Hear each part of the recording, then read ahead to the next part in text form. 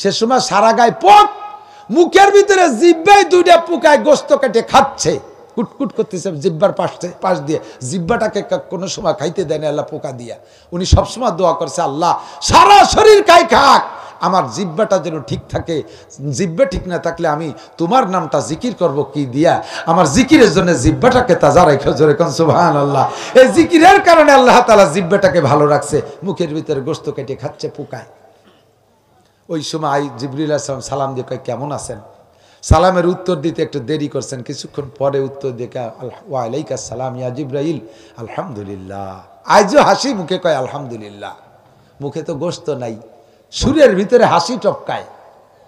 হাসি দিলে তো মুখের চেহারাই বোঝা যায়, কিন্তু মুখে গোস্ত নাই, চেহারা দেখে বোঝার কায়দা নেই। শব্দের ভিতরে বোঝা যাচ্ছে উনি বড় খুশি। তো ভাই জিবরাইল, আমি সালাম দিতে সালামের উত্তর দিতে দেরি হওয়াতে কষ্ট পাইছো? জিবরিল কয়, হ্যাঁ আমার একটু খারাপ লাগছিল হুজুর। তো জিবরিলকে বলতেছে, তুমি যখন আমারে সালাম দিয়েছো তখন আল্লাহর দুইজন মেহমান আমার মুখের ভিতরে থেকে গোস্ত কেটে খাচ্ছিল।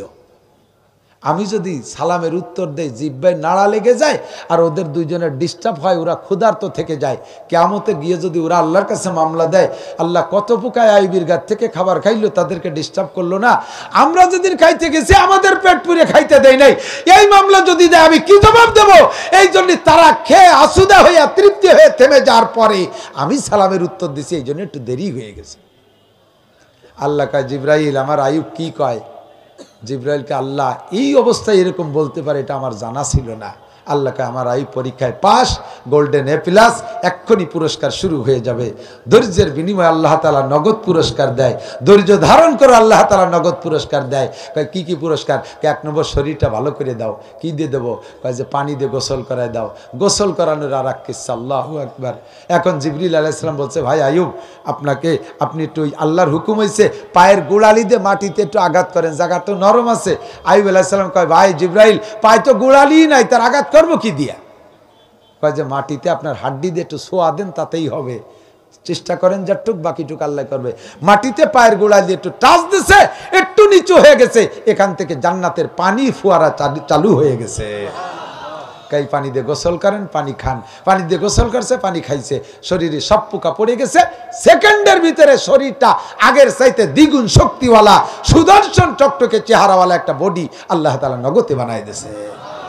এরপরে ব্রিফকেস টাইন দিয়ে খুলে একটা জামা, একটা পাজামা, একটা টুপি, একটা পাগড়ি, একটা জায়নামাজ, এই 5টা পুরস্কার দিয়ে দিয়েছে। জান্নাতি পোশাক, সব কিছু জান্নাতি। জায়নামাজ পাইয়ে ইউসুফ আলাইহিস সালাতু ওয়াস সালাম, আইয়ুব আলাইহিস সালাতু ওয়াস সালাম জায়নামাজটা পাইয়ে বইটিয়ে বাড়ি নিয়ে ব্রিফকেসের মধ্যে তুলে দেয় নেই। আমাকে অনেক ছেলেপেলেরা বিদেশেতে আসে, আত্মীয় স্বজন জায়নামাজ দেয়, প্রায় বাড়ি একটা দেয় আত্মীয় স্বজন, ওই ডেরে গোটায় গাটায় থুয়ে দেয়, শুধু ঈদের দিন কাজে লাগা বলে, সারা বছরের মধ্যে নামাজ নাই, কালাম নেই। হুজুরকে রুমে নিয়ে যান, হুজুরকে রুমে নিয়ে যান, হুজুর আরাম করবে, তারপরে আসবে ইনশাল্লাহ। আপনারা চলে যাবেন না ইনশাল্লাহ তার আগে?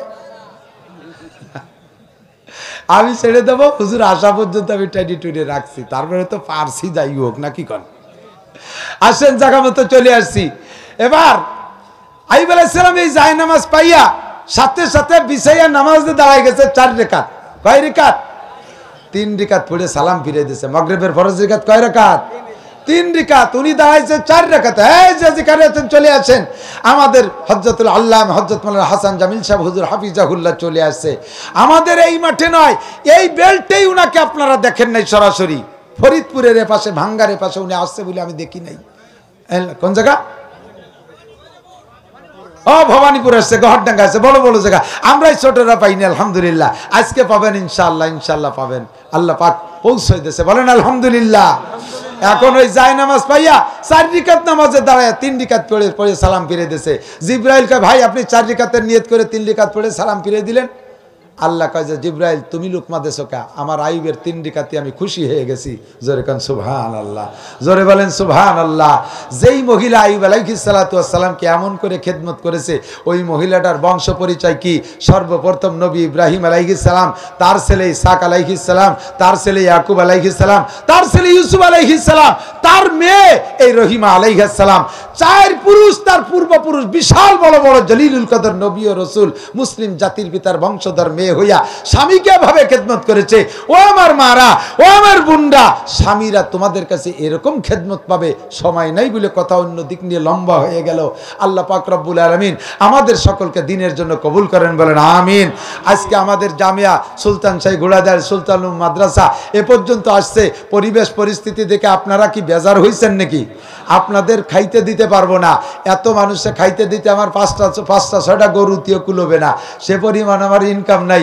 আমার মাদ্রাসা 15-20 লক্ষ টাকার দিনে আছি, আল্লাহ তাআলা পরিশোধ করে দেবে ইনশাআল্লাহ। আমার যা ইনকাম সবই মাদ্রাসার ভিতরে চলে গেছে। হিসাবের ভিতরে শুনেছি 83 লক্ষ টাকা এবছর আয় ব্যয়, তার ভিতরে 35,44,000 টাকা আমার নিজস্ব দেওয়া। আমার ব্যাংকে একটা টাকা, শুধু ব্যাংক অ্যাকাউন্টটা টিকে রাখতে যা আছে তাই ছাড়া আমার একটা টাকাও ব্যাংকে নাই। ব্যাংকের মালিক টালিক যারা, তারাও আমাদের এলাকার পোলাপান, তাদের কাছে শুনে দেখতে পারেন, একেবারে সব কিছু দিয়ে আমি নিঃস্ব হয়ে আছি। আল্লাহ পাক আমাকে তারপরে সব কিছু দিয়েছে, আমার পরিশ্রমের ভিতরে দিয়েছি। আল্লাহ তাআলা আমাকে একটা সুন্দর প্রতিষ্ঠান দিয়েছে। আজ দূর দূর থেকে হাজার মানুষ আসে, হাজার মানুষ আসে, মক্কার মেহমান আসছে, মক্কার মেহমান এখানে জুমার নামাজ পড়াইছে। এটাই আমার অর্জন, এটাই আমার খুশির বিষয়। আপনারা খুশি আছেন না? একটু বলেন খুশি আছেন না? সকলে বলেন আলহামদুলিল্লাহ, সবাই বলেন আলহামদুলিল্লাহ। বহুত পয়সাওয়ালা মানুষ আছেন, আমি আপনাদের কাছে কালকে একটু বিরক্ত করছি, আজকে হযরত হাসান জামিল সাহেব স্টেজে আসার আগে আর অল্প একটু বিরক্ত করব। এর ভিতরে ইনশাআল্লাহ 300 মানুষ অবশ্যই আছেন, যেই 300 মানুষ বছরে এক বস্তা করে চাউল দেওয়ার যোগ্য মানুষের ভিতরে আছেন। 10 বস্তা চাউল দেওয়ার মানুষও আছেন। আমার মাদ্রাসার লিল্লা বোর্ডিং খোলা থাকে বছরে 10 মাস, 2 মাস বন্ধ থাকে। এক দিন আমার 50 কেজি করে 50 কেজির এক বস্তা চাউল লাগে। কারণ জান্নাত তো তারাই পাবে যারা জান্নাত উপভোগ করে উপলব্ধি করতে পারে। ফেরেশতাদের ভিতরে ওই উপলব্ধি বোধ নাই, তাদের বউ নাই, বাচ্চা নাই, যৌন ক্ষমতা নাই, তারা খায় না, পান করে না, তোর মধ্যে যাই বসে থাকবে কীর্তিনে গিয়া। জান্নাতের ভিতরে খালি খাওয়া আর খাওয়া। হ্যাঁ যুবক, প্রথম দিন স্ত্রী পাবা 72টা, এই একা খুশি, খালি আর কেউ খুশি না। Thank you.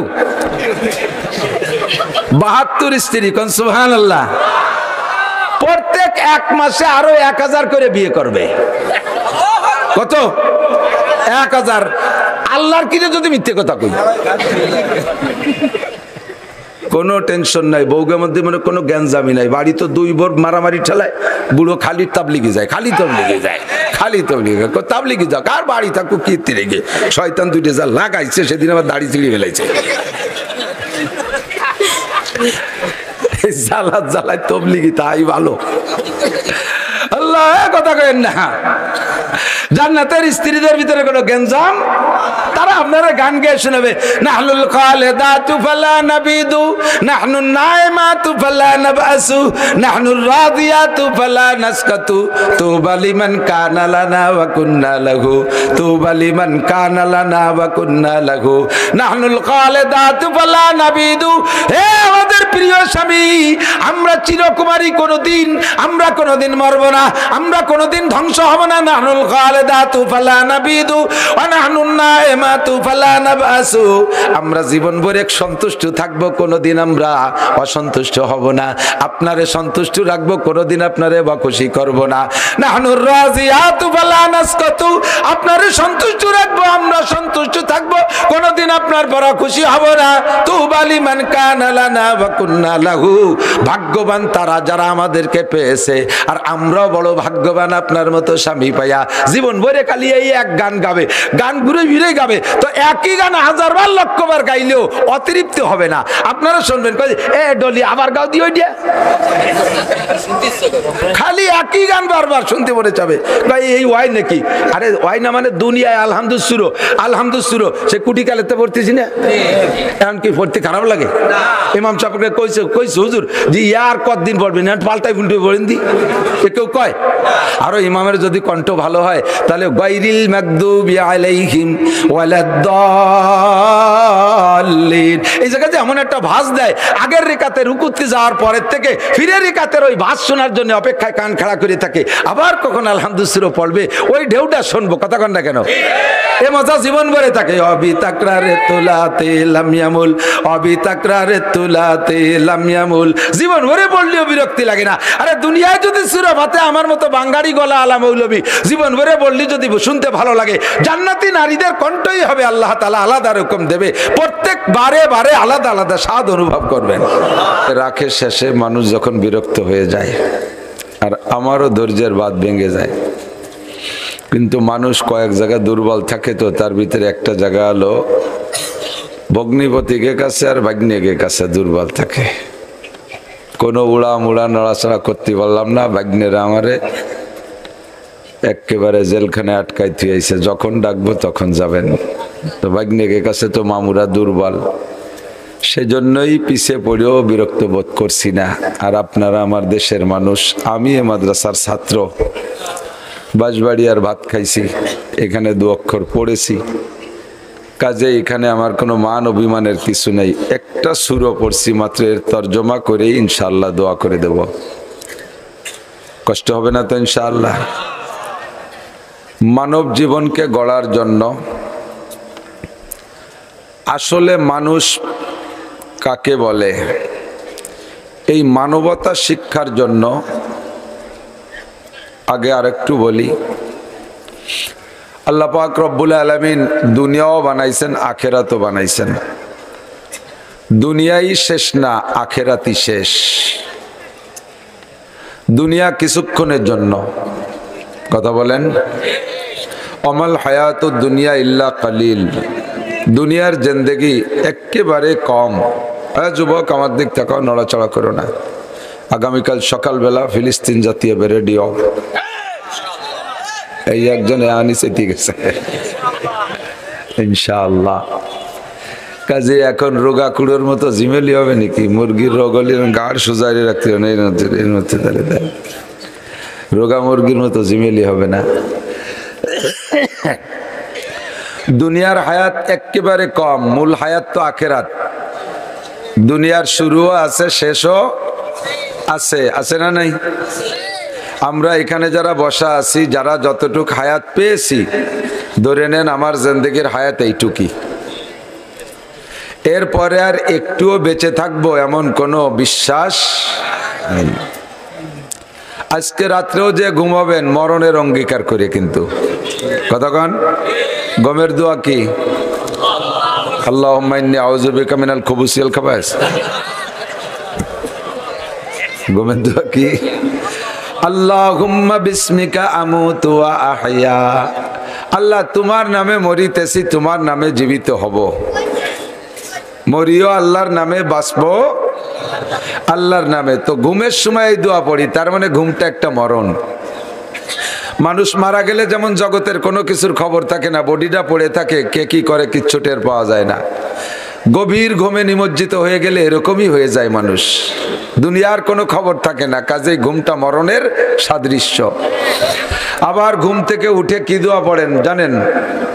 গুফরানাকা আলহামদুলিল্লাহিল্লাযী আযহাবান,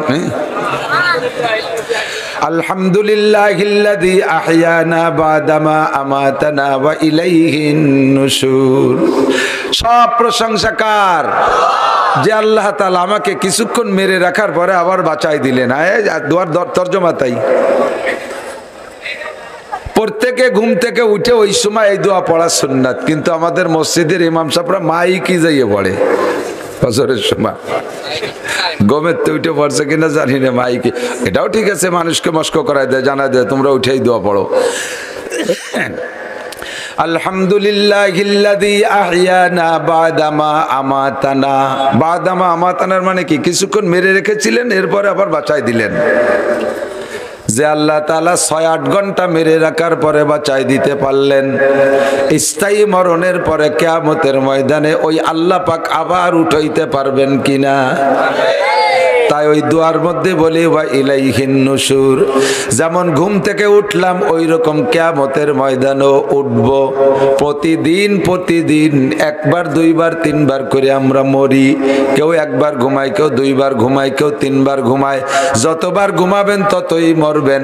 আজকে দুনিয়ায় থেকে ঘুমাই, মরি আর বাঁচি, কিন্তু এমন একটা মরণ আসবে রে বন্ধু, যেই মরণের পরে আর হাসরের মাঠ ছাড়া সজাগ হব না। আমার আজকের ঘুমের পরে ফজরে উঠতে পারবো কিনা তার কোনো গ্যারান্টি আছে কেউ? যুবলীগের মস্তানরা, ছাত্রলীগের যুবকরা, আমার প্রাণ প্রিয় বন্ধুবর, তোমরা এই বাংলার জমিনের আংটা ধরে উঠো আর নামাও। রাজপথ গরম করে এ দল ও দল সে দল রে ধরাশায়ী করো। একজনকে হিম্মত করে বলার সাহস রাখো, আমি যুবলীগের আমক লিডার, আজরাইল আমার কাছে আসতেই পারবে না। আমি ফজর পর্যন্ত না, আমি আরো 50 বছর বাঁচবো। আজরাইল আসলে বক্সিং দিয়ে চোখকা নয়রে দেব। পারবা কতি? খালি তুমি একটু বিয়াদবি করে বলো, আল্লাহ কয় তোরে মারবো এই মাঠে বেলাইয়ে, তোর বাড়িও জাতি দেবো না। হ্যাঁ, যে মুরব্বী করে জায়গায় আগায় দেবে, দুটি একটা কলি ওয়াজ শিখতে পারি। কোন বাহাদুরি হায়াত নিয়ে নাই, চলে যেতেই হবে অনাদি অনন্তকালের দিকে। যেদিকে যাইব সেই দিকটা বড় লম্বা সময়, তার শুরু আছে তো শেষ নাই। এই জমিন থেকে প্রথম আসমানের দূরত্ব কত পথ, জীবন ভরে বলি আর শুনি 500 বছরের পথ, কিন্তু যানবাহনের নাম কোনোদিন বলি না। ভ্যানের 500 বছর না, বাইসাইকেলের 500 বছর, নসিমনে 500 বছর না, অটো রিক্সায় 500 বছর, রকেটে 500 বছর না, বিমানে 500 বছর, বাসে পরিবহনের নাম বলি না, শুধুমাত্র বলি 500 বছরের পথ। আরে যত নিম্ন স্লোগামী যানবাহন হোক না কেন, পায়ের চাইতে স্লো আর কোনো যানবাহন নাই। পায়ে হাঁটলে একজন মানুষ 16 মাইল হাঁটতে পারে, সুন্নতি হাঁটা। 3 লং 48 দিন, 3 দিন হাঁটলে তার নাম মুসাফির। তাতে হয় 16 মাইল করে একদিন। এমন করে যদি 500 বছর পথ চলা হয় পায়ে হেঁটে, তাতে 28,20,000 মাইল পথ যাওয়া যায়। ডেলি 16 মাইল হাঁটলে সুন্নতি হাঁটা, 500 বছরে 28 লক্ষ মাইল, আরো 20,000 মাইল। পৃথিবীরে 2-3 বার প্রদক্ষিণ করা যায়। কমপক্ষে এতটুকু যদি হয়, এই জমিন থেকে প্রথম আসমানের দূরত্ব যদি কমপক্ষে এতটুকু হয়, চতুর্দিকে বিশাল ফাঁকা, এই মহাকাশের ফাঁকা ভরে যদি সরিষা দিয়ে ভরপুর করে দেওয়া হয়, আর পাশে একটা বিশাল খোলা মাঠ রাইখে আল্লাহ পাক একটা পাখির দায়িত্ব দেয়, পাখি তুমি এই জায়গার থেকে সরিষা ওই জায়গায় সরাও। পাখি বলে আল্লাহ ডেলি কয় হাজার নেব? আল্লাহ কয় ডেলি কোনো হাজার না, সপ্তাহেও না, মাসেও না, বছরেও না, 1000 বছর পরে একটা সরিষা নিবি। কয় আল্লাহ কয় গুন্ডা নিয়ে থামিয়ে যাব? কয়টা নেব? তারপর আর নেব না। কয়টা নেব? কয় নিতে থাকবা শেষ হওয়া পর্যন্ত। ওরে বাবা, এই বিশাল মহাকাশ ফাঁকা ভরে যে বিশাল সরিষা ভান্ডার, 1000 বছর পরে একটা করে সরিষা নেবে, এখান থেকে একটা সরিষা ওখানে নিয়ে রাখবে। নিতে নিতে নিতে নিতে নিতে নিতে কোনো না কোনো একদিন এই বিশাল সরিষা ভান্ডার শেষ হয়ে যাবে।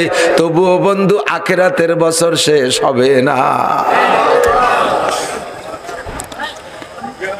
আখিরাতের এই লম্বা টাইমের সামনে দুনিয়ার 70 বছরের হায়াত মাত্র 2.5 সেকেন্ড। কয় সেকেন্ড? 2.5 সেকেন্ড। এই 2.5 সেকেন্ডের জন্য যা করার দরকার তাই করবা, আর ওই বিশাল আখিরাতের জন্য যা করার দরকার তাই করবা, তাহলেই তুমি জ্ঞানী আর বুদ্ধিমান। কিন্তু দুঃখের বিষয় আল্লাহ পাক বলেন, আল্লাহ পাক বলেন বাল তুসিরুনাল হায়াতাদ দুনিয়া ওয়াল আখিরাতু খায়রুম ওয়া আবকা। নগণ্য ক্ষণস্থায়ী দুনিয়াকে তোমরা এমন ভাবে প্রাধান্য দিয়েছো, অনাদি অনন্তকালের সুখ শান্তি, অনাদি অনন্তকালের শান্তি বা শান্তিকে সম্পূর্ণ ভুলে গিয়া দুনিয়াকে তোমরা প্রাধান্য দিয়েছো। শান্তি বললেও দুনিয়া বোঝো, অশান্তি বললেও দুনিয়া বোঝো। দুনিয়ার অশান্তির ভয়তে পালায় চলো, দুনিয়ার শান্তির লোভে আখিরাতকে তোমরা পরিত্যাগ করো। তোমাদের উপরে বড় আফসোস লাগে আমার। আল্লাহ আমাদের ছোটবেলায় আপনাদের এদিক দেখি নেই, আমি আপনাদের এদিক যখন পড়তে আসছি অনেক আগে, 88-তে আসছি। এই 88-তে পড়ছি, সেই সময়ও দেখছি দেশে ইরিধানের বাহার, এক ফসল ইরিধান। আমাদের ওদিক কলাই ছিল, কলাই কলাই খেসারি কলাই, আপনাকে দিক বুন হইতো না আগে মুরব্বীরা? খেসারি কলাই যখন শীতকালে ধাপাইয়ে যেত, ওই সময় খেসারি কলে চোর বেরোতো, কলই চোর। আর এই আমিও চুরি করছি ছোটবেলায়। তো কলই চুরি করতে গেলি গায়ে বল হয় দ্বিগুণ। কলইর আটি তিনজনে যে আটি মাথা উঠানো না যায়, সুরা আটি এক হাতা উঠানো যায়। এই যে আছে আমার সাথে লোক আছে ছোট, ঠিক যায় কয়জন কইছ কয়জন চুরি হচ্ছে নালি বুঝলো কি রে? তো কলই চুরি ঠেকানোর জন্য, কলই চুরি ঠেকানোর জন্য কুড়িয়ে ঘর বান্ধে পাহারা দিতাম। কলই চুরি ঠেকানোর জন্য কুড়িয়ে ঘর বান্ধে। তো কলই যখন ধাপায় যাইতো, ওই সময় হলো চোর হইতো। কোন কোন আল্লাহর বান্দা ভালো দিনদার, ওই কলইয়ের ভিতরে যে শিশির হয় না, ওই শিশির গরুরে শিশিরের মধ্যে ছেড়ে দিলে শেষ রাত্রে শিশির পায়ে মাখাবে আর এই কলই খাবে, তাতে খুব দ্রুত মারত কলই গরু। এই জন্য কিছু কিছু আল্লাহর বান্দা বুজুর্গ মানুষ, ওনরা ওই ক্ষেতের ভিতরে পরের জমিতে আইডিয়া ছাড়িয়ে দিয়ে কলই খেতে তাহাজ্জুদ পড়তো।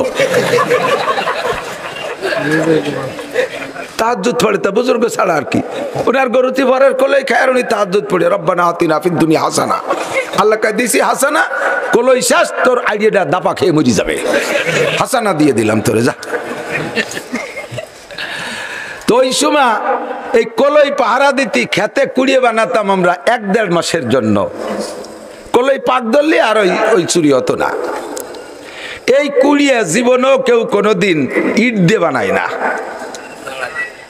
বানায় কুঞ্চি কুড়া হইয়া ওর উপরে নাড়া, ওর তোষকও নাড়া, ওর ল্যাপ তোষক খেতা খাবো সব নাড়া, একখান খেতা গাই দিয়ে ওর উপরে কলই মানে নাড়া দিলি দারুণ মতো। মানে যত বড় অনিদ্রা মানুষ হোক, ঘুমের বড়ি না খালি 5টা না খালি ঘুমায় না, ও কুড়িয়ার মধ্যে ঢুয়ে দিলি তার ঘুম এসে যেত। ফার্স্ট ক্লাস একটা ঘুমের হাসপাতাল। আর ওই জায়গায় এই কুড়িয়া ওই দিয়েই বানাতো। আবার এই 1-1.5 মাস কুড়িয়ার মধ্যে থাকতে গেলি রাতের বেলা পেশাব পায়খানা জরুরত তো হয়, কেউ উপলক্ষে কেউ টাইলস করে একটা পায়খানা ও জায়গা বানাতো না, কেউ পায়খানা বানাতো না, ওই কলই খেতে বাচ্চা ডলিয়ে যে শুয়ে থাকতো। আলে আমি তো ও দলে ছিলাম বলে ভালো অভিজ্ঞতা আছে। তো এই কুড়িয়া 1-1.5 মাসের কুড়িয়ে ঘর ও টাইলস করে বানায় না, ইট দিয়ে বানায় না, ওর মধ্যে খাট পালং নেয় না, ওর জন্য বাথরুম বানায় না, ও জায়গা পানির লাইন নেয় না, মাত্র 1 মাসের কুড়িয়ে ঘর। 1 মাসের কুড়িয়ে ঘরের জন্য যদি তুমি কোনো বড় ধরনের বাজেট আর বরাদ্দ না করো, 2.5 সেকেন্ডের দুনিয়ার জন্য তুমি 10 তলা 20 তলা কেন বানাও? ঘর বাড়ি আর 10 তলা 5 তলা বানাবো কোন জায়গায়? যে জায়গা আমি 60-70 বছর বসবাস করবো, আশা আছে বিবি বাল বাচ্চা থাকবে, আমি চলে যাওয়ার পরে নাতিপুতা বসবাস করবে, ঘর বাড়ি বানাবো সেই জায়গা।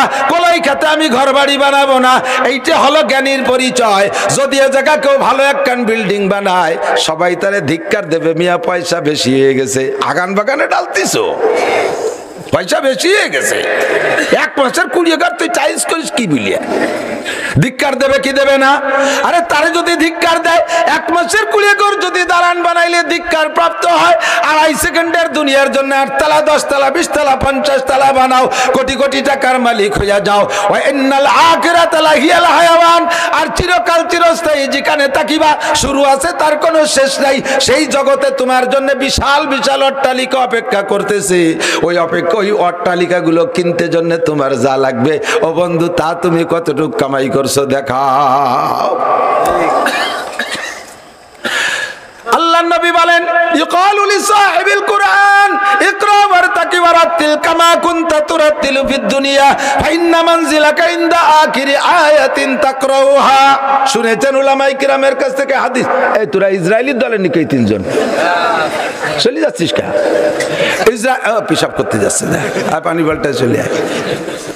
ইসরায়েলের দলে যারা, তারা আস্তে আস্তে চলে যাবে মোনাজাতের আগে, ডাকে দেখাবো যে ইসরায়েলের কয়জন যায়, সারা বছর খেপাই নিয়ে বেড়াবে, মহা বিপদ। इक़ालु लिसाहिबिल कुरान इक़रा वरतकी, कुरान वाला को कहा जाएगा पढ़ते रहो चढ़ते रहो। उर्दू ते कहे पढ़ते रहो चढ़ते रहो, पढ़ते থাকো আর চড়তে থাকো। কত কত পড়বো আর কত চড়বো? তুমি যত আয়াত শুনাইতে পারবা তোমার বেহেশতের ভিতরে দালান অত তালা হবে। এই সুবহানাল্লাহ, সুর ভালো না, জোরে কর না। আগামীকাল সকালে কবেন কোন সুবহানাল্লাহ। তাহলে ৬৬৬৬ তালা দালান পাবেন। তো ভাবে হুজুর রাফেজরা আমরা পাবলিকরা একটু গায়ে গায়ে বলি, আমরা কে রই পাবো নাকি? ও আমাকে সুবহানাল্লাহ পরে সুবহানাল্লাহ আমাকে কই লাভ কি? এই নাকি? দিক তাকান আপনার। আমার বিশ্বাস এই বাঁশবাড়ি অঞ্চলের কোনো পাবলিক কোরআন শরীফ পড়তে না পারা থাকার কথা না। প্রত্যেক বাড়ির ছাত্ররা রাতের বেলা যাইয়া যারা লজিং থাকে তারা লজিং এর পোলাপানকে পড়ায়। আজ থেকে ৮১ বছর আগের থেকে পড়ানো শুরু হয়েছে। তাহলে এর মধ্যে ৮১ বছরের পোলাপান কয়টা আছে? সব বুড়ো হয়ে গেছে। তাহলে সেই আমলে তো ভর্তি ভর্তি হয়েছে। এ মানে এই পাঁচবাড়ি এলাকা আমি গেছি, ওই যে হিরণ মাওলানা আব্দুল হান্নান, মুফতি আব্দুল হান্নানের ভাই আমার নাম ঘোষণা দিতে যে বলছিলেন, আমার মনে আছে আজ থেকে প্রায় ১২-১৩ বছর আগে মাওলানা আলী আহমদ শাহ হুজুরও ছিলেন স্টেজে, বলছিলেন যে হুজুর আপনারা শুনে খুশি হবেন, আমাদের হিরণ গ্রামে ৭-এর উপরে যাদের বয়স, পাবলিক মূর্খ অশিক্ষিত, লেখাপড়া কিচ্ছু জানে না, অন্য কোনো তা জানে না, কৃষক, ভ্যান চালায়, রিক্সা চালায়, আমাদের হিরণ গ্রামে ৭-এর উপরে বয়সী কোনো নারী আর পুরুষ শুদ্ধ করে কোরআন শরীফ পড়তে পারে না, এরকম কেউ নাই। আমি এই লোভেই বলি যে বাঁশবাড়ি অঞ্চলে আমার বিশ্বাস যে কোনো পাবলিকও কোরআন পড়তে পারে না, এরকম না থাকার কথা। সবাই কোরআন শরীফ যারা দেখে দেখে পড়তে পারেন তাদেরকে আল্লাহ তাআলা কি দেয় জানেন? হাফেজকে এক খতমের ফজিলত একটা বিল্ডিং, ওই যে ৬৬৬৬ হাফেজকে এক খতমে একটা বিল্ডিং। আর আপনারা যারা পাবলিকরা পড়বেন আপনাদের এক খতমের ২টি বিল্ডিং। সুবহানাল্লাহ, এবার হলো না। এত ভালো ফজিলত কই, তারপরও সুবহানাল্লাহ কয় না, কিরবিনির ভাষা। আপনারা পাবলিকরা এক খতমে ২ বিল্ডিং, সুবহানাল্লাহ কয় যে হুজুর এই পাম্পট্টি দিচ্ছেন নাকি? আসলে এ হবে কি রে? তো সবাই এক খতম, আমরা এক খতম, হুজুর এক খতম, তো ওরা একটা ভাবে, আমরা ২টি পাবো কেন? আল্লাহ নবী বলেছেন লাহু আজরান, তার ডবল সওয়াব। কারণ তার হলো হাফেজরাই যে পড়ে ১৫ মিনিটে এক পারা বড়ি বেলা দেয়, আটে আর ভরে উঠে রুই পায় না যে ভর্তিছে নাকি, এত মুখস্থ হয়ে গেছে তাকে গায়ে বাঁধে না। আর পাবলিকের এক পারা ভর্তি ৩ ঘন্টা লাগে, কপাল ঘামি যায়, বুক ঘামি যায়। এক আয়াত পড়ে, এক আয়াতে ধরে আলহামদুলিল্লাহ রাব্বিল আলামিন আর রহমান রাহাত রহিম কার রহমান উরেজিন রহমান মালিক গানি জোর গায়র আলহামদুলিল্লাহ গায়রিল মাগদুবি আলাইহিম ওয়া আলহামদুলিল্লাহ ওয়ালাদ দলি একটু এজে একটু মতন করতে হাবাই গেছে। আল্লাহকে ওরে দুই খতমে সওয়াব দেয়। মুখস্থ করা লাগবে না, আপনি আমলে নিয়েতে ৩০ পারা এক খতম পড়বেন, একটা বিল্ডিং পাবেন। এত বড় বিল্ডিং কামাই করতে দুনিয়ার কোন টাকার দ্বারা সম্ভব না। আল্লাহু আকবার। এই বিল্ডিং কত বড়, এর একতলার ভিতরে এত রুম হবে যে আপনার আব্বা মা দাদা দাদি নানা নানি শ্বশুর শাশুড়ি আত্মীয় স্বজন পাড়া প্রতিবেশী বন্ধু বান্ধব উস্তাদ শাগরেদ পীর মুর্শেদ ছাত্র ছাত্র ভাই কর্মজীবনের বন্ধু সাথী যার সাথে জীবনে একদিন চা খাই হয়েছেন, খোঁজ গল্প করছেন, যে জায়গা যায় America Japan German Italy Australia সারা দুনিয়া বইরে ঘুরে ঘুরে জায়গার সাথে পিরিত পিন্নে একটু হয়েছে, এরা যদি সবাই জান্নাতি হয় আর এরা সব যদি আপনার জান্নাতে বেড়াইতে আসে, ওই বিল্ডিং এর একতলার ভিতরে প্রত্যেককে আলাদা আলাদা রুম দেওয়ার পরও আরো রুম অবশিষ্ট থাকিয়া যাইবে। এইরকম বিল্ডিং এর ৬৬৬৬ তালা। মাননীয় প্রধানমন্ত্রী আসবে মুকশেদপুর কলেজ মাঠে ১০ তারিখ, না পদ্মা সেতুর কাটে আসবে ২৩শে জুন। একটা সত্যি কথা কই, ২৩শে জুন ওই সময় আমাদের এই পাশে তো যাইতে কেটি যাবে বাপ, আমিও নিয়ত করছি যাব, ওনারে দেখতি না, আমার পদ্মা সেতুটা প্রাণের দাবি। যেই করতো আর যেই করছে তার জন্য আমি আজীবন দোয়া করব, আল্লাহ তুমি তাকে পুলসিরাত পার হওয়া আসান করে দিও। আমিন বলবেন না? গোপালগঞ্জে মানুষ যদি আমিন না করেন আমি আমিন কোয়াবো কারে দিয়া। পদ্মার উপরে মাহফিল নিতে চাই না, খালি পদ্মা পার হওয়ার জ্বালায় ১২-১৩ ঘন্টা বসে রয়েছি, ফেরিতে উঠে এসে মাঝ নদীতে এসে ফেরি আটকে গেছে। ফেরির দোকানে যা ছিল সব খাওয়া দাওয়া হয়ে গেছে সকাল হতে হতে। এরপরে না খাইয়ে মরার কায়দা, টলারে টলারে স্পিরিট বোটে নিয়ে আমাকে খাওয়াইছে। কি কষ্ট করছি। আল্লাহ তাআলা যদি পদ্মা সেতু রানিং করে দেয় তাহলে আমাদের আশা করি এই কষ্ট থাকবে না ইনশাআল্লাহ। নেত্রী আসবেন, এই উপলক্ষে দেশের সব আমলিগালারা যাবে, অন্য দলও যাবে, খালি আমলিগ যাবে তা না, সবাই যাবে, যারাই আছে টুকিটাকি যাবে সবাই। এখন একেবারে মাঠ পর্যায়ের খুব কড়া নেতা, আমলিগের নামে বিপক্ষে কইলেই তার সাথে কাজি লেগে যায়। এই লোকও গেছে সে জায়গা, দল নিয়ে, বিশাল এক বাহিনী নিয়ে, মুখে নৌকা, মুখে কি নৌকা, স্লোগান দেয় নৌকা। যাওয়ার সময় কেরা যেন ধান কাটছে, ওহিনতে এক এক মুঠ ধান হাতে নিয়ে গেছে, হাতে ধানের শীষ, মুখে নৌকা। এই নাস্তি নাস্তি যদি প্রধানমন্ত্রীর সামনে যায়, এই দল দৈরি আটারে ডাইয়ে গালে চুমো দেবে না? টিবলের পানি চৈত্র মাসে থাকে না, ওই যশোর এলাকায় টিবলের পানি চৈত্র বৈশাখ মাসে থাকে না, একসময় ফুরাইয়া যায়, পুকুরের পানি শুকাইয়া যায়। জীবন ভরে কাঁদবেন, আল্লাহর রহমতে চোখের পানিতে কম পড়বে না। চোখের পানির পিছনে আল্লাহর কুদরতি ফোয়ারা জারি করা আছে, কুদরতি সাপ্লাই পিছন দিয়ে দেয়, এর মধ্যে বরকত আলাদা। ব্যাঙ্গের পেশাবের মতো, ব্যাঙ্গের পেশাবও কম পড়ে না। এক রাত্রি ব্যাঙ্গে 10-20 বার লাথি লাগবে, একই পরিমাণ পেশাব করে। ওর 20 বারের পেশাব যদি ধরা যেত তাহলে ব্যাঙ্গের চেয়ে ওজন বেশি হতো। ফাঁকা ওই 1 গিলাস পানিও খাইনি কোনো জায়গাতে, এক ডোক পানিও খাই, ওর পেশাব আসে কোয়ান দিয়ে। ওর পেশাবের ভিতরে আল্লাহর দেওয়া বরকত আছে, ওর পেশাব হলো আল্লাহর দেওয়া পুরস্কার। কোন সুবহানাল্লাহ। নমরুদ যখন ইব্রাহিম খলিলুল্লাহ আলাইহিস সালামকে পোড়ানোর জন্য বিশাল অগ্নিকুণ্ডলী তৈরি করেছে, 60,000 টন, 60,000 টন শাল কাটার লোহা কাঠ এক জায়গায় স্তূপ কইরা 1 সপ্তাহ পর্যন্ত তেল মারছে, চতুর্দিক দিয়ে ফুঙ্কার দিয়া 1 সপ্তাহ পর্যন্ত আগুন জ্বালাইছে। 1.5 মাইল উঁচু হয়ে গেছে আগুনের শিখা। এই আগুন নিবানোর জন্য তৎকালীন দুনিয়ায় কোনো মেশিন তৈরি হয় নাই। ফেরেশতারা গিয়ে ইব্রাহিম আলাইহিস সালামকে বলেন, আপনি অনুমতি দিলে সাগরটারে উল্টাইয়া না পানির উপরে ঢেলে দে, নিবেই দেই। ইব্রাহিম আলাইহিস সালাম কয়, ও ফেরেশতারা, তোমাদেরকে বিশ্বাস করতে হবে তাই করি, মূলত তোমরা আমার খালেক না, তোমরা আমার মালিক না, তোমরা আমার রাজ্জাক না, তোমরা আমার মুহী না, তোমরা আমার মুমিত না, তোমরা আমারে বানাও নাই, তোমরা আমারে বাঁচাও না, তোমরা আমারে মারো না। আমারে বানাইছে যে, বাঁচাইলে বাঁচাবে সে, মারলে মারবে সে। আমি প্রার্থনা করি আমানতু বিল্লাহ, আমি কলবের মধ্যে ঈমানের সারা লাগাইছি, আমার মালিক আমারে যা করে তাই হবে। ইতিমধ্যে ব্যাং আল্লাহর কাছে মুনাজাত করছে, আল্লাহ তোমার ইব্রাহিম রে তো আগুনের মধ্যে ফেলাই দিছে, আমি কি করতে পারি? আল্লাহ তুমি যদি অনুমতি দিতা তাহলে আমি এই আগুন নিবানোর জন্য একটু চেষ্টা করতাম। আল্লাহ কয়, আগুনের চেহারা দেখছিস তুই, ব্যাং তোর কাছে কি ফায়ার সার্ভিস আছে? তুই দেখছিস আগুন, দেখছিস তোর কাছে কি আছে? দমকল আছে। ব্যঙ্গে কয়, আবে দরিয়া রাগার না তু আকাশিত, হাম্বা কদরে তৃষ্ণগি বায়দ চাষি। আবে দরিয়া রাগার না তু আকাশিত, হাম্বা কদরে তৃষ্ণগি বায়দ চাষি। আল্লাহ তুমি যদি আমি ব্যাঙ্গরে অর্ডার করতে এই আরব সাগরের পানি শেষে বেলা আমার যদি বলতে, তাহলে আমি যা পারতাম চেষ্টা তো আমি করতাম। পেট ভরে খেয়ে খেয়ে উপরে ঢালতাম, পেট ভরে খেয়ে খেয়ে উপরে ঢালতাম, আমি এভাবে তো চেষ্টা করতাম।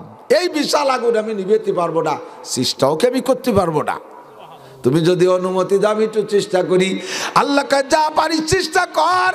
ব্যঙ্গ সাগর থেকে পেট ভরে পানি পান কইরা পরিমাণ মতো টাইম অপেক্ষা করার পরে পেটের ভিতরে পানি পেশাব হয়ে গেছে। দূর থেকে জান করে 3 বার পেশাব করছে। পেশাব ওই আগুনের উপরে, ব্যঙ্গের অতটুক পেশাবে আগুনের জাররা পরিমাণ ক্ষতি হয় নাই, বরঞ্চ তেলের আগুনের ভিতরে পানি পড়লে আরো ছড়ায় বেশি।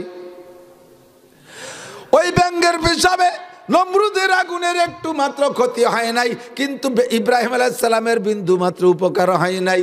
তারপরে ব্যঙ্গের চেষ্টা করেছে, ইব্রাহিমের পক্ষে স্লোগান দিয়েছে, ইব্রাহিমের পক্ষে যা তার ন্যূনতম ক্ষমতা আছে ততটুকু সে প্রয়োগ করেছে।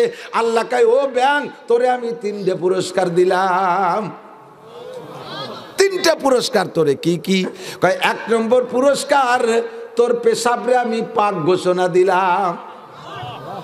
রাতের বেলায় হাঁটা দিলি, লাথি লাগলে যে ব্যাঙ্গে পেশাব করে দেয় না, গায়ে লাগছে, ওই অবস্থায় নামাজ পড়বেন, কোনো দোষ নাই। আশরাফুল মাখলুকাত, মানব জাতি সৃষ্টির সেরা, ওরে চরমুনের পিসাব বলো, সরসিনের পিসাব বলো, আব্দুল কাদের জিলানি বলো, মঈনুদ্দিন চিশতি বলো, নিজামুদ্দিন আউলিয়া বলো, কুতুবুদ্দিন বখতিয়ার কাকি বলো, মুজাদ্দিদ আল পেশানি বলো, যত বড় পীর অলিউল্লাহ বলো, সকলের পেশাবি না পাক। কের পেশাবি পাক না, গায়ে লাগলেই কাপড় না পাক হইয়া যায়। ব্যাং একটা অ্যানিম্যাল, চতুষ্পদ জন্তু, আল্লাহ তার পেশাবরে পাক ঘোষণা দিয়েছে ইব্রাহিমের পক্ষে স্লোগান দেওয়ার কারণে।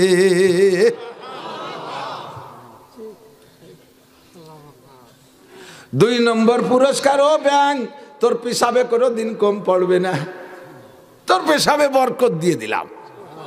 1 রাত্রে 100 বারও যদি পেশাব করিস, তাহলে মাঝে তোর 1 গ্লাস পানি খাওয়া লাগবে না, পেশাব করিই যাবি, যত লাগে করতে থাকবি, পেশাবে কম পড়বে না। কোন সুবহানাল্লাহ। 3 নম্বর পুরস্কার, যেই ব্যাঙ্গে ক্ষতি না করে, যেই ব্যাঙ্গে ক্ষতি না করে, এই জাতীয় ব্যাং যদি খালি খালি কেউ অনার্থক মেরে ফেলে, একটা ব্যাং মারলে যে গুনাহ হয়, ওর কাফারা দিয়া লাগে একটা খাসি জবাই দিয়ে লুটোই দেওয়া। ও মুসলমান, তাহলে ব্যাংটা এতটুকু খেদমত করে কয়টা পুরস্কার নিল? তো কো যাওয়া সুন্নতে আহমদ কো যা, বা মোহাম্মদ কায়বুয়াদ নিসবত তোরা, कल्ब में सूज नहीं, रूह में सांस नहीं, कल्ब में सूज नहीं, रूह में सांस नहीं, कुछ भी पैगाम मोहम्मद का तुझे पास नहीं, कुछ भी पैगाम मोहम्मद का तुझे पास नहीं। दिलेर ভিতরে জ্বালা নাই, আগাগোড়ায় সুন্নাত নাই, অধস্থ মাথা থেকে পাতালু পর্যন্ত সুন্নাত নাই, অন্তরে ব্যথা নাই, মুহাম্মাদুর রাসূলুল্লাহর পক্ষে স্লোগান দিতে গেলে গলায় জোর থাকে না। তুমি কোথায় আর মুহাম্মাদুর রাসূলুল্লাহ কোন জায়গায়? আবার দাবি করো আমি উম্মতে মুহাম্মাদি, এটা একমাত্র মুনাফিকি ছাড়া আর কিছু না। মাননীয় প্রধানমন্ত্রী আসবে মুকশেদপুর কলেজ মাঠে 10 তারিখ, না পদ্মা সেতুর কাটে আসবে 23শে জুন। একটা সত্যি কথা কই, 23শে জুন ওই সময় আমাদের এই পাশে তো যাইতে কেটি যাবে বাপ, আমিও নিয়ত করছি যাব, ওনারে দেখতি না, আমার পদ্মা সেতুটা প্রাণের দাবি। যেই করতো আর যেই করছে তার জন্য আমি আজীবন দোয়া করব, আল্লাহ তুমি তাকে পুল সিরাত পার হওয়া আসান করে দিও। আমিন বলবেন না? গোপালগঞ্জে মানুষ যদি আমিন না করেন, আমি আমিন কোয়াবো কারে দিয়া। পদ্মার উপরে মাহফিল নিতে চাই না, খালি পদ্মা পার হওয়ার জ্বালায় 12-13 ঘন্টা বসে রয়েছি, ফেরিতে উঠে এসে মাঝ নদীতে এসে ফেরি আটকে গেছে, ফেরির দোকানে যা ছিল সব খাওয়া দাওয়া হয়ে গেছে সকাল হতে হতে, এরপরে না খাইয়ে মরার কায়দা, টলারে টলারে স্পিরিট বোটে নিয়ে আমাকে খাওয়াইছে। কি কষ্ট করছি। আল্লাহ তাআলা যদি পদ্মা সেতু রানিং করে দেয়, তাহলে আমাদের আশা করি এই কষ্ট থাকবে না ইনশাআল্লাহ। নেত্রী আসবেন, এই উপলক্ষে দেশের সব আমলিগালারা যাবে, অন্য দলও যাবে, খালি আমলিগ যাবে তা না, সবাই যাবে, যারাই আছে টুকিটাকি যাবে সবাই। এখন একেবারে মাঠ পর্যায়ের খুব কড়া নেতা, আমলিগের নামে বিপক্ষে কইলেই তার সাথে কাজে লেগে যায়। এই লোকও গেছে সে জায়গা, দল নিয়ে, বিশাল এক বাহিনী নিয়ে, মুখে নৌকা, মুখে কি নৌকা, স্লোগান দেয় নৌকা। যাওয়ার সময় কেরা যেন ধান কাটছে, ওহিনতে 1 মুঠ ধান তৈরি নিয়ে গেছে, হাতে ধানের শীষ, মুখে নৌকা। এই নাস্তি নাস্তি যদি প্রধানমন্ত্রী সামনে যায়, এই দল ধরে আটারটারে ডাইরে গালে চুমো দেবে না, স্যান্ডেল দিয়েও বাড়ি হবে না, রাগ করে। শয়তান দুকাবাজ মুনাফিক, মুখে কষ্ট নৌকা, হাতে ধানের শীষ, ঠিক কি ঠিক না? অথচ মুখে নৌকা হয়ে যদি হাতে ধানের শীষ হইলে দলের কাছে মুনাফিক হও, তাহলে মুখে মুহাম্মাদুর রাসূলুল্লাহ কইয়া চুল কয়টা কেন মুহাম্মাদি চুল না? চুল কয়টা কেন Italy cutting, Francis cutting, Australia cutting, সোর কাটিং আর লুসো কাটিং এর চুল কাইটা তুমি কও মুহাম্মাদুর রাসূলুল্লাহ? মুখখানের দিকে তাকাইলে বোঝা যায় না এটি মুহাম্মাদি মুখ না, এটা হরিপদ মার্কা মুখ, এটা হরিপদ গৌর গোবিন্দ ব্যানার্জি চ্যাটার্জি ভট্টাচার্য মার্কা মুখ। অথচ সেই মুখ দেখো লা ইলাহা ইল্লাল্লাহ মুহাম্মাদুর রাসূলুল্লাহ ইন্নাকা লামিনাল মুনাফিকিনা হাক্কা। আল্লাহ কয় তুই পাক্কা মুনাফিক। হাতে তোর ধানের শীষ, মুখে তোর নৌকা, হাতে তোর আগাগুড়া সব জায়গা এহুদ নাসারাদের সুন্নাত, আর মুখে বলো মুহাম্মাদুর রাসূলুল্লাহ। সব ঠিক, আবার যা করবো তাও ঠিক। এটা আর এক ডবল মুনাফিকি। এরে কোন ক্লাসের মুনাফিক? একজন এসে হুজুর আমার এই জায়গা একটু বুঝাই দেন দি, কিতাবের আমরা পড়াই তো, কিতাবের কোন জায়গা বুঝিস রে? তাই হুজুর কোন জায়গা বুঝি না তাও বুঝিনি। এর যে কোন জায়গা বুঝিনি আমি তাও বুঝি না। আরবিতে এরকম জাহেলে মুরাক্কাব, ডবল জাহেল, ডবল মূর্খ। মুখে বলি যে ঠিক, আবার আগামীকাল যে যাইবে ঠিকের উপর আছে সেই অবস্থানের পর ঠিক। এটা আর এক মুনাফিকি। কতক্ষণ আল্লাহ নবী বলেন মান তামাসসাকা বিসুন্নতি ইনদা ফাসাদে উম্মতি ফালাহু আজরু মিয়াতি শাহীদ।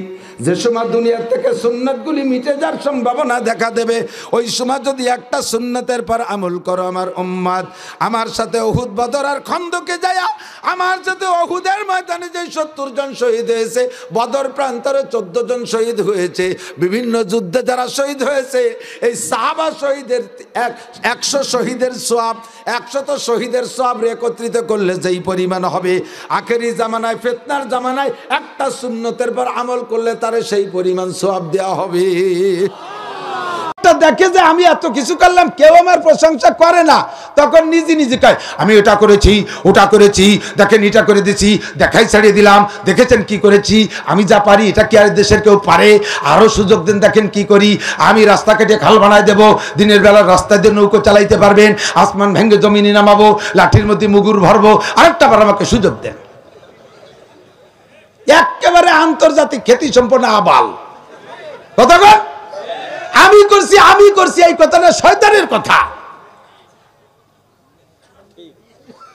এগুলো একেবারে আনাড়ি, খালি নিজের প্রশংসায় ব্যস্ত। এত বড় আবাল আর জগতে হতে পারে না। লম্বা কিসসা, যখন বাচ্চা আজিজে বেসের মারা গেছে, বাচ্চা যখন মারা গেছে, ওনার রাজত্ব তো শেষ হয়ে গেছে। হযরত ইউসুফ আলাইহিস সালাম যখন ওই দেশের প্রেসিডেন্ট হয়েছে, তখন আজিজে মেসরের স্ত্রী রাজপ্রাসাদ থেকে বের হয়ে চলে আসছে। সরকারি রাজার স্ত্রী যতক্ষণ ছিলেন তখন অনেক সম্পদ জমা করেছিল, দালান কোটা ঘর বাড়ি অনেক কিছু করেছিল। যখন ওখান থেকে চলে আসছে, সব কিছু বেচা কিনা টাকা পয়সা নিয়া উনি বাড়ি চলে আসছে। আর এই টাকাগুলো খরচ করছে, শুধু খরচ করতেই আছে। যার সাথে দেখা হয় তারে কয় আমার সাথে ইউসুফরে একটু দেখা করাই দিবি, তোরে এত টাকা দেব। কয় দেন, টাকা জোগাড় করে দেই। ও লোক ঘুষ খাইয়া সরে চলে যায়, জোগাড় করে দেয় না, ইউসুফকে উপস্থিত করে দেয় না, আর একজনের টাকা দেয়। এমন করে দিতে দিতে ইউসুফ আলাইহিস সালাতু ওয়াস সালামকে পাওয়ার সাধনা করতে করতে ওনার সম্পত্তি সব শেষ করে দিয়েছে। একেবারে এমন পর্যায়ে চলে আসছে, রাস্তার পাশে একটা ছোট্ট কুড়িয়ে ঘর বানাইয়া ঝুপড়ি বানায় তার ভিতরে জুলাইকা বসবাস করে। এখন তার সম্পদ কিচ্ছু নাই, বৃদ্ধা হয়ে গেছে, চোখের উপরের পর্দা ঝুলে এসে চোখ অন্ধ হয়ে গেছে, চোখে দেখে না, গায়ের চামড়া ঝুলে গেছে, জীর্ণ শীর্ণ কুজো হয়ে গেছে, সারাটা গা ভাঁজ পড়ে গেছে, ওই রাস্তার পাশে ঝুপড়ির মধ্যে থাকে। ইউসুফ আলাইহিস সালামকে দেখার সাধনা এখনো পর্যন্ত করে যাচ্ছে, ছাড়ে নাই সেই আশা। ইউসুফ আলাইহিস সালাম যখন ঘর থেকে বের হইয়া উনার সংসদ ভবনের দিকে রওনা দিতেন, উনি একটা ঘোড়ার পিঠে উঠতেন, আরও সাথে ঘোড়া থাকতো। উনার ঘোড়াটাকে আল্লাহ কুদরতি সিস্টেমে তার নাকের মধ্যে একটা সাইরেন তৈরি করে দিয়েছিল। 3 মাইল দূরের থেকে ওই ঘোড়ার নাক দিয়ে একটা শব্দ হইতো, 3 মাইল দূরের থেকে ওই শব্দটা শোনা যাইতো। মানুষে ইউসুফ আলাইহিস সালামকে এক নজর দেখার জন্য ওই ঘোড়ার আওয়াজ পাইয়া রাস্তায় এসে ভিড় করত, আর সবাই শুধু এক নজর দেখতো, এক নজর শুধু দেখতো ইউসুফ আলাইহিস সালামকে। বন্ধুরে, জুলাইখাও এইভাবে প্রতিদিন চেষ্টা করত, কিন্তু বুড়ি মানুষ শক্তিতে কুলোই পারতো না, মানুষের ধাক্কায় পিছে পড়ে যায়, তো কোনোদিন দেখতে পারে নাই। আজকে উনি আগের থেকে প্রস্তুতি নিয়েছে, প্রস্তুতি নিয়া রাস্তার পর যেয়ে বসবে বলে ভাবছে। তার আগে ওনার যে দেবতা আছে, যেই দেবতা মূর্তি পূজা করতো, এখনো তার পূজা করে, ওই মূর্তির রুমের মধ্যে রাইখা মূর্তির কাছে মোনাজাত, ও ভগবান, আমি ইউসুফরে একটু দেখতে চাই, তুমি আমারে সুযোগ করে দিও, আজকে তুমি আমার একটু সুযোগ করে দিও। আখেরি বার মূর্তির কাছে দোয়া মুনাজাত কইরা রাস্তায় গেছে, সেদিনও দেখতে পারে নাই। মনে বড় কষ্ট নিয়া আইসে ওই মূর্তিটারে দইরা গলা ধরে মাটির সাথে বাড়ি মাইরা তার ঠ্যাং হাত পা গুঁড়ো করে বেলাইছে। তোরে আর কোনোদিন আমি ইবাদত করব না, তোর কাছে মোনাজাত করে গেলাম, তুই আমারে সুযোগ করে দিলি না ইউসুফের সাথে দেখা করার। ইউসুফ যেই মালিকের ইবাদত করে, আমি সেই মালিকের কাছে আজকে মোনাজাত করব। এবার জুলাইখা সিজদায় পড়ে অন্তর থেকে তওবা কইরা, অন্তর থেকে লা ইলাহা ইল্লাল্লাহ ইউসুফ নবিউল্লাহ কলেমা পড়া এবার বুড়ি ধীরে ধীরে রাস্তায় গেছে। আজকে ইউসুফ আলাইহিস সালাম আসতেছে, সাইরেনের আওয়াজ পাইয়া মাঝ রাস্তায় দাঁড়াইছে। মাঝি বুড়ি মহিলা মাঝখানে দাঁড়ায় হাত ছানি দিয়েছে, ওগো বাবা, ওগো ইউসুফ, বাবা কই নাই, কই ওগো ইউসুফ, মহারাজ ইউসুফ, একটু দাঁড়াইতে হবে।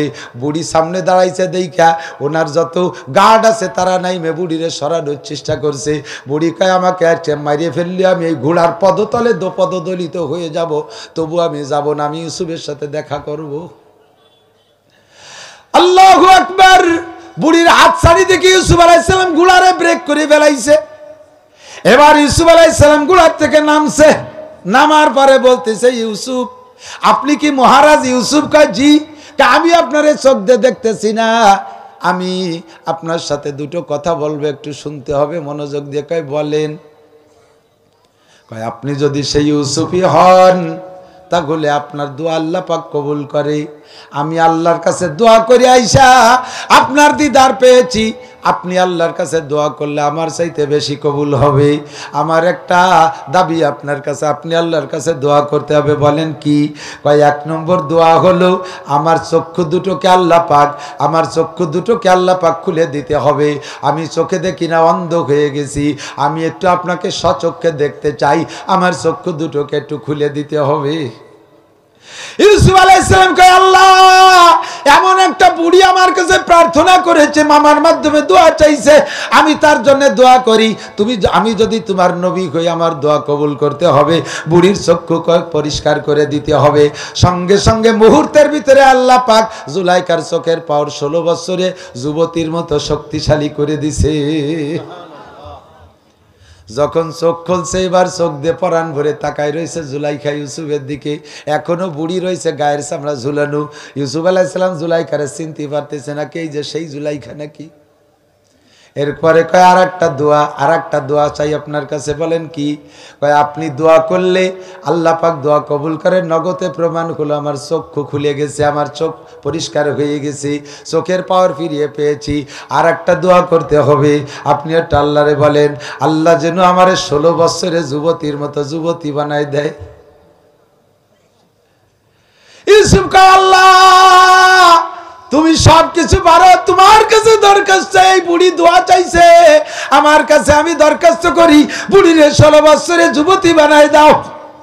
বলার সঙ্গে সঙ্গে আল্লাহর কোনো সিজার লাগে না, অপারেশন লাগে নাই, মাদ্রাস পাঠানো লাগে নাই, চেন্নাই পাঠানো লাগে নাই, লন্ডন আর আমেরিকা পাঠানো লাগে নাই, সঙ্গে সঙ্গে জুলাইখা সেই রকম টলমলে যুবতী হইয়া গেছে। এবার যখন যুবতী, ইউসুফ আলাইহিস সালাম দেখে আসছে, ও কপাল, এই যেই মহিলার কারণে এত বিপদ আপদ আমার, এইটা দি সেই মহিলা।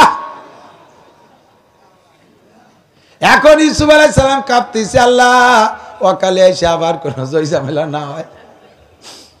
কয় 3 নম্বর আর একটা কথা। কয় কি? বলেন কি? কয় 3 নম্বর কথা হলো আমাকে বিয়ে করতে হবে। আমি সেই থেকে আজও পর্যন্ত তোমার এসকে আমি আশেক হইয়া আছি, তোমার পাগলে পাগল হয়ে আছি, আমি অন্য কোথাও যাই নাই। আমার স্বামী মারা গেছে যখন, তখন আমি কিন্তু যৌবন ছিল, 55 বছর বয়সের আগে আমার স্বামী মারা গেছে। আমি ইচ্ছা করলে বিশাল ধনভাণ্ডার নিয়ে এই মিশরের যে কোনো পুরুষের সাথে বিয়ে বসতে পারতাম। আমি কোথাও যাই নাই, তোমার অপেক্ষায় আমি কানতে আসি। চক্ষু দুটো অন্ধ করে ফেলাইছি, বৃদ্ধা হয়ে গেছি। এখন আল্লাহ আমারে ভরা যৌবন টলমলে যুবতী বানাই দিয়েছে। আমার তোমার সাথে আর যা সর মতো যুবতী আমারে বানাই দিয়েছে, আমারে বিয়ে করতে হবে। ইউসুফ আলাইহিস সালাতু ওয়াস সালাম বলেন, আগের দুটো বলছি, যা বলছো সাথে সাথে, এই 3 নম্বরটা জব আমি এত তাড়াতাড়ি দিতে পারবো না। কয় কবে দেবেন? কয় হ্যাঁ দেরি আছে। কয় না দেরি নাই, এখনই বলতে হবে। নাসর বান্দি ছাড়ে না। ইউসুফ আলাইহিস সালাম উনার গোলামকে বললেন, এই মহিলাকে বাড়ি নিয়ে যাও, আমি সফরের কাজ সেরে আসি, আমি অফিস সেরে আসি, অফিসের থেকে এসে তারপরে ওনাকে জবাব দেব। মহিলাকে বাসায় নিয়ে গেছে। ইউসুফ আলাইহিস সালাতু ওয়াস সালামের সাথে জিবরিল আলাইহিস সালামের সাক্ষাৎ হয়ে গেছে। জিবরিল আলাইহিস সালামকে বলতেছে, ও ভাই জিবরাইল, আজ তো বড় মহা বিপদে পড়ে গেছি, সেই মহিলার পালায় বুড়ো কালে এসে পড়ে গেছি। এখন আল্লাহর ফায়সালা কি? কয় আল্লাহ আমারে পাঠাইছে ঘটক বানাইয়া, আমি আজকে তোমার কাছে অন্য কোনো ওহী নিয়ে আসি নাই, জুলাইখার সাথে বিয়ে করানোর ঘটকালি নিয়ে আসি। আল্লাহ হুকুম করছে তুমি জুলাইখারে বিয়ে করে নিবা। যে চায় সে পায়, বলেন যে চায়, যে খোঁজে সে, যে বোঝে সে খোঁজে, যে চেনে সে কেনে, যে চায় সে পায়। আপনি এমন করে বৈধ কিছুকে যদি চান, আল্লাহ পাক সময় মতো একদিন আপনাকে মিলাইয়া দিবে। ও বন্ধুরে, ফাঁকে অল্প একটু কইয়া যায়, আল্লাহু আকবার। এই ইউসুফ আলাইহিস সালাতু ওয়াস সালাম যখন, ইউসুফ আলাইহিস সালাম যখন কুয়ার মধ্যে ফেলানো ছিল, এই মজা, ইউসুফ আলাইহিস সালাম যখন কূপের মধ্যে ফেলানো ছিল, ব্যবসায়ীরা তারে বালতির মধ্যে করে উঠাইছে। ওখান থেকে তার ভাইদের কাছে বিক্রি হয়ে গেছে, 6 টাকায় বিক্রি হয়েছে মাত্র। আশারাও খুবই সামানি বাক্সিন্দার আহিমা মাদুদাত। মজার কথা ওখানে একটু রয়েছে বলবো, মাত্র 6 টাকায় বিক্রি হয়ে গেছে। ইউসুফ নিয়ে গেছে মিশরের বাজারে। আপনারা জানেন গল্প। এই ইউসুফ আলাইহিস সালামকে এবার বিক্রি হবে। বিক্রি করতে করতে কি পরিমাণ টাকা! বা ইউসুফ আলাইহিস সালাতু ওয়াস সালামের গায়ে যতটুকু ওজন, অতটুকু ওজন স্বর্ণ দিতে হবে, তাহলে ইউসুফ বিক্রি হবে। একটু জোরে কন্যা সুবহানাল্লাহ। ইউসুফ নবী আলাইহিস সালাতু ওয়াস সালামকে কেনার জন্য হাজার হাজার মানুষ রেডি হয়ে গেছে, তার ওজনের স্বর্ণ দিয়ে কিনবে।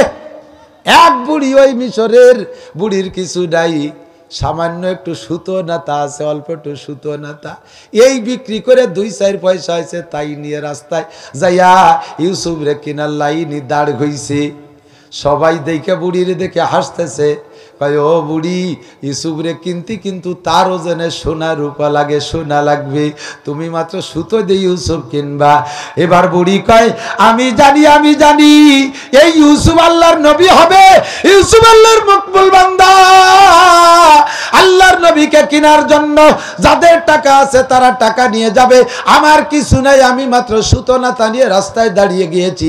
কিয়ামতে ইউসুফকে খরিদ করার জন্য যদি আল্লাহ পাক কোনো সম্মান দেয়, কোনো ইজ্জত দেয়, আর কোনো প্রতিদান দেয়, তাহলে আমি কিনতে পারি আর না পারি, লাইনি দাঁড় হইছি এই দাবিতে, আমি কিয়ামতে ইউসুফ নবীর সাথে জান্নাতে যাইতে পারবো। ও বন্ধু, কিনার দরকার, আজিজে মিসর কিনে নিয়ে গেল। অবশেষে জুলাইখার সাথে বিয়েও হয়ে গেল। আল্লাহু আকবার। ইউসুফ আলাইহিস সালাতু ওয়াস সালামের আরো স্ত্রী ছিল, অন্য কোন স্ত্রীদের পেট থেকে সন্তান হইছে বলে খবর পাওয়া যায় না। জুলাইখা আজিজে মিসরের ঘরে দীর্ঘকাল স্ত্রী হিসেবে ছিল, সেখানেও কোনো সন্তান হইছে বলে খবর পাওয়া যায় না। বৃদ্ধকালে আবার যৌবন ফিরে পাইয়া ইউসুফের সাথে বিবাহের পরে আল্লাহ পাক 3টে সন্তান তাকে দিয়েছিলেন। 3টে সন্তান তাকে দিয়েছিলেন। এই সন্তানের ভিতরে, এই সন্তানের মধ্যে একটা সন্তানের নাম হলো, একটা মেয়ের নাম, মেয়েটার নাম হলো লাইয়া, মেয়েটার নাম হলো লাইয়া, অপর নাম হলো রহিমা, মেয়েটার নাম হলো লাইয়া, আর এক নাম হলো রহিমা। এই রহিমারে বিয়ে দিয়েছে পরবর্তীতে হযরত আইয়ুব আলাইহিস সালাতু ওয়াস সালামের সাথে। হযরত আইয়ুব নবী আলাইহিস সালাতু ওয়াস সালামের সাথে বিয়ে করাইছে। নবী আইয়ুব আলাইহিস সালাতু ওয়াস সালাম তৎকালীন নবীদের ভিতরে বড় সুঠম বডির অধিকারী ছিলেন, সুস্বাস্থ্যের অধিকারী ছিলেন, ধনে ধনে পরিপূর্ণ ছিলেন। 70 বছর হায়াতের ভিতরে আইয়ুব নবীর গায়ে একটা ঘামাচিও হয় নাই। চেহারা কাঁচা হলুদের মতো টলটলে, জাগা জমি ধন সম্পদ বাগ বাগিচায় ভরা ছিল। ইবাদত বন্দেগী করেছেন পর্যাপ্ত। আইয়ুব নবীর আরো 3টে স্ত্রী ছিল। এই 4টে স্ত্রীর ঘরে, 4টে স্ত্রীর ঘরে 6টা ছিল পুত্র সন্তান। উনি বড় আনন্দে দিনকাল কাটাইতেন, ইবাদত বন্দেগীতে পরিপূর্ণ ছিলেন। আল্লাহ পাক একদিন শয়তানের ডাইকে কয়, ও শয়তান, তুই তো বলেছিস আমার বনি আদম সম্পদ পাইলে তো আমি আল্লাহকে ভুলে যাবে। দেখতো আমার আইয়ুবের দুনিয়ার কোনো তাই কম নাই, আমার আইয়ুবকে আমারে ভুলে গেছে। শয়তান সুযোগ পেয়ে কয়, আল্লাহ তোমার আইয়ুবের সম্পদে ভরপুর আছে, এই অভাব অনাটন নাই বলে তো ইবাদত করে খুশি মনে। যদি অভাবে বেলাইতে তালি বুঝা যেত খেলা করে কয়। আল্লাহ কয় তাহলে দেখবি কাল সকালবেলা কবর হবে, এরপরে আমার আইয়ুবের অবস্থা দেখবি।